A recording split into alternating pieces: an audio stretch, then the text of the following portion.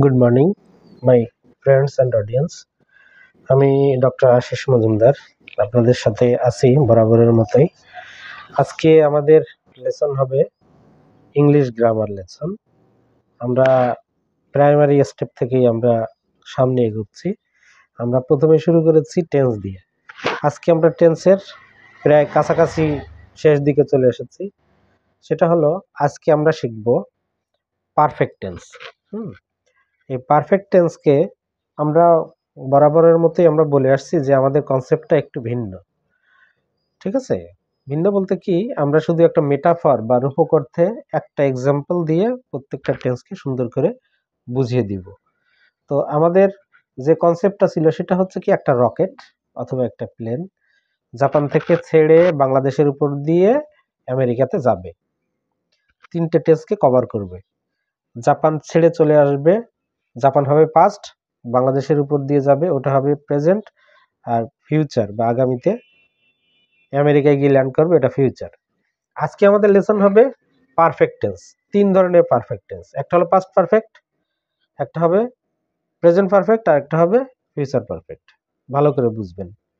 আচ্ছা, পাস্ট পারফেক্টে একটা সেন্টেন্স বলি, সেটা হচ্ছে আমি স্কুলে গিয়েছিলাম।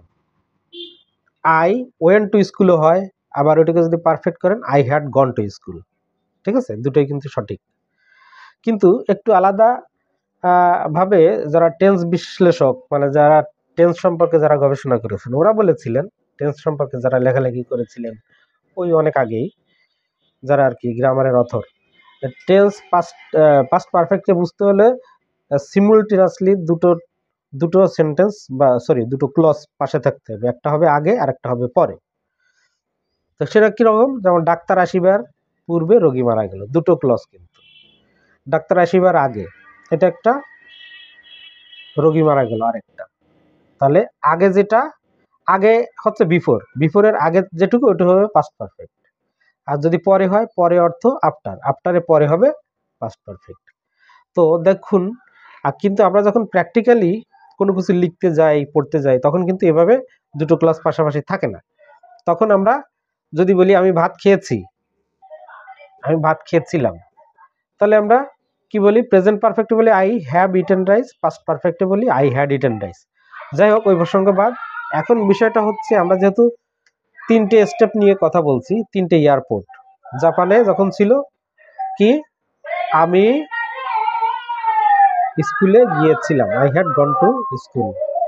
এবার কি হবে, আমি স্কুলে গিয়েছি, I have gone to school.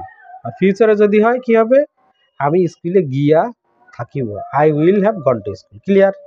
তাহলে আমাদের পারফেক্টের বিষয়গুলি মোটামুটি ধারণা ক্লিয়ার হয়ে গেল।